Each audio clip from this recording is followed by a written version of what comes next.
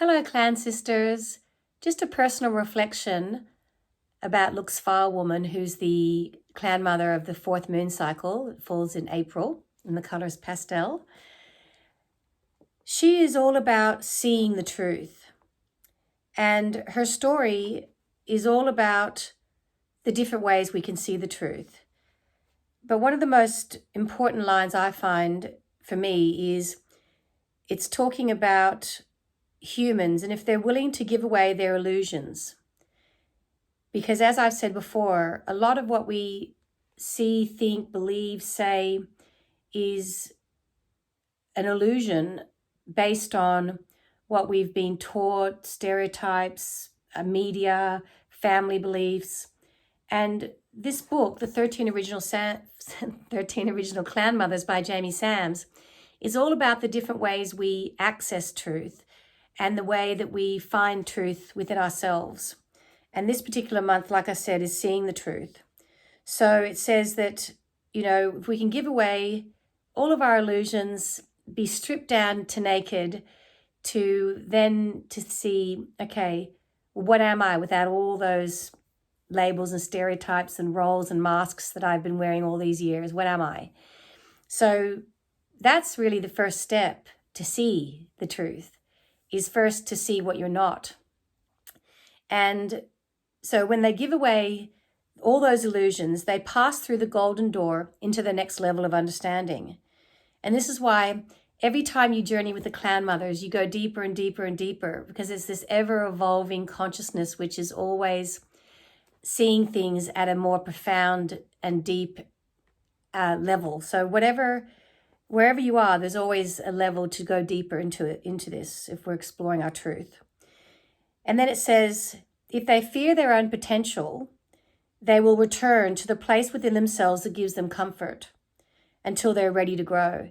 And this is what you see with people in your life, is that they don't want to see, or they're maybe afraid of what they could truly be. They're afraid of their light. They're afraid of shining brightly, or they think they might be too much, or what will I be if I'm not all those things, the labels that I've worn all my life? What will I be? And so they fear the unknown, and so they retreat and they come back to where they feel comfortable because they're afraid. And we see that a lot with people who are not ready to grow. They may even put you down, or they may put others down to protect themselves because they're not ready to see the truth. And the chapter actually talked about seeing the people like that, and rather than judging, just accepting that they are where they are on their path towards truth, that they're not wrong, they're just learning to love themselves or learning to find truth. They're not, it's just a nice way to say it. I find I say it, if I say it like that they're love or they're becoming love. And if they're becoming love, well, they could be love in the next moment.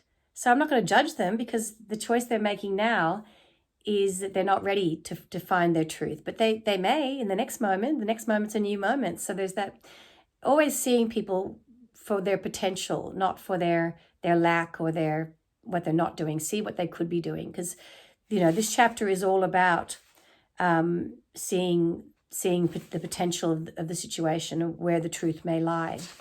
And then for those who are, willing to do the work, willing to look at their shadows, willing to see their pain, see their trauma, then what opens up to them is this increased awareness of where truth can be seen. And that's where, she alludes to all the different ways that we can experience truth, whether it's through animals, through nature, through traveling into the spirit realm, into the starry night sky, into the future. She looks at future timelines, which I really love. And she does this by acknowledging, which I acknowledge, every moment has unlimited potential. It has, if I make this choice, there's all these potential things that can happen. If I make that choice, there's all those potential things that can happen. And And so there are, you can actually look into the future, because you can say, well, if I keep making these choices, that's what my future will be. And so you can see, and that's another way of finding truth, is to look at, okay, what is this truth that I have now? What's that going to look like in a future moment? Because I would have made all those choices, and that's where I'll be there, and that's the truth of the now moment too. And also that grit of the doing the shadow work, then what's birthed is a beautiful pearl of wisdom. So through the dirtiness of the gritty oyster, then what's birthed? A beautiful pearl. And then, I just love the healed healer, because we're all healed healers. There's no one on earth that hasn't had trauma, experienced hard times, challenges. Everyone has learned through those challenges. And then from learning through those challenges, we then can heal others, and not heal others. We can then allow others to learn through our example, by storytelling, or by listening, by offering a little story from the book that illustrates what the person's perhaps going through, never pointing the finger, but instead acknowledging that we're on this path together, and that, if we can be connected to that eternal flame of love, then we can travel beyond the pain that seems to limit us. We can see beyond that. We can see beyond the suffering, and we can travel to a place in that moment where we can be open to seeing our truth, or to seeing the truth of the situation, or seeing the truth of where someone's at, seeing things from other people's perspective, and using the skills of the other clan mothers.